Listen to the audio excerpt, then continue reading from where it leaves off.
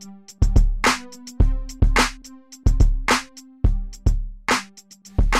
there, I'm Amber Dunford, Canadian natural fitness model and fitness personality, and this is Sweating the Small Stuff. Today I'm going to discuss a topic that has been in high demand, gym etiquette. Now there's a lot to cover on this topic, so sit tight and enjoy. For you new gym goers, please pay close attention.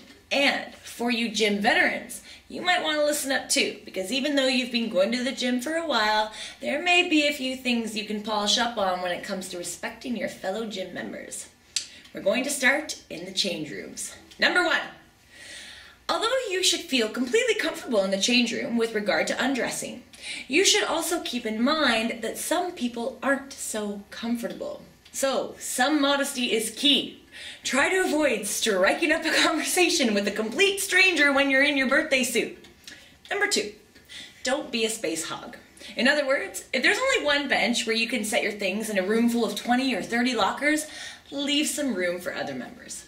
Number 3, clean up after yourself. That includes leaving puddles on the floor, dirty towels hanging about, garbage. You get the idea. Also, make sure to close your locker once you leave. Open lockers have a tendency to hit people in the head.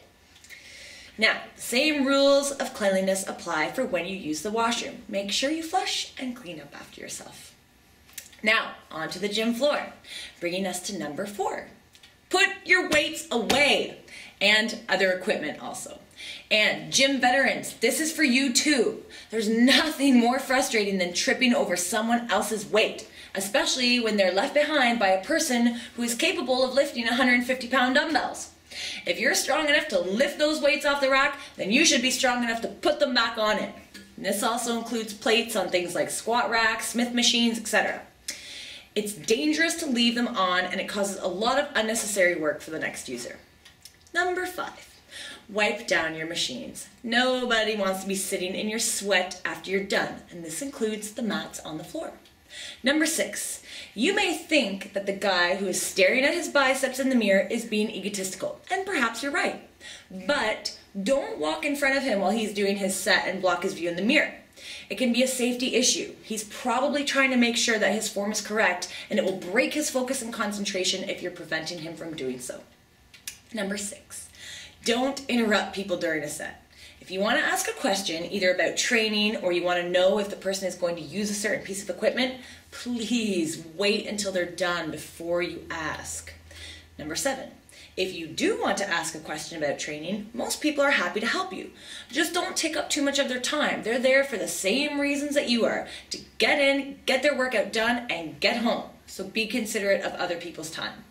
Number 8, if you see somebody with a set of headphones on, chances are they don't want to talk to you. So don't be a chatty Cathy unless you know the person. And especially when you see that it's not plugged into anything, then they really don't want to talk to you.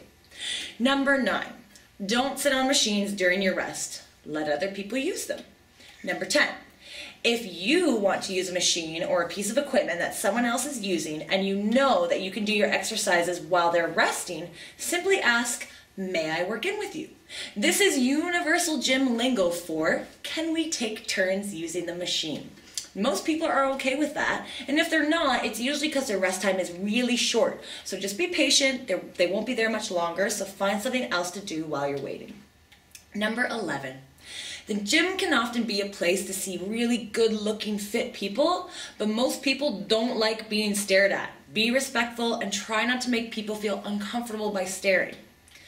Number 12, hygiene, hygiene, hygiene. Yes, you will probably sweat at the gym, so what's the point of showering beforehand? Well, if you are already in need of a shower before you go to the gym, then it's only going to make your condition worse, and you don't want to be that guy who you can smell halfway across the room. Number 13, in your attempt to cover up body odor, please do not wear perfume or cologne. A lot of people, myself included, are very sensitive to strong colognes, and when you're exerting yourself and having to breathe hard, it makes it that much more painful to have to breathe in someone else's Old Spice. Number 14, dropping weights. Don't do it. It's annoying. Again, if you're lifting that heavy, then you should be able to safely put the weights down or have the person spotting you put them down for you. Otherwise, if you're really serious about heavy lifting, then you should think about finding a gym that specializes in powerlifting or Olympic lifting and has bumper plates on site. Number 15, back to hygiene. This goes for the cardio users. If you're breathing hard, then you're probably exhaling through your mouth. And if you haven't brushed your teeth since 6 a.m. before you left for work, then the people around you are breathing in your secondhand breath, and that can be extremely unpleasant. So keep a toothbrush in your gym bag. Number 16, avoid using your cell phone at the gym. It's annoying. I understand that you may be expecting an important call, but try to keep cell phone use to the bare minimum. I use my cell phone for the stopwatch feature to time my rest periods, but I try not to take calls on it. Number 17, dress appropriately. Just because you've got it doesn't mean you have to flaunt it, and if you do, don't be the person complaining if people are staring. Number 18, don't give unsolicited advice unless you've been asked, are certified to do so, or if the person you are giving advice to is in danger of hurting themselves. And if you're not sure, just get the attention of the nearest trainer and ask politely without embarrassing the person. Well, that's all I have for now, and I'd like to continue the gym etiquette conversation. So if you have any items of interest you'd like me to bring up, please feel free to comment or contact me on Facebook and let me know. I'd love to hear your gym etiquette thoughts and continue it in the next segment. Thanks for watching. I'm Amber Dunford, and this is Sweating the Small Stuff. See you next time.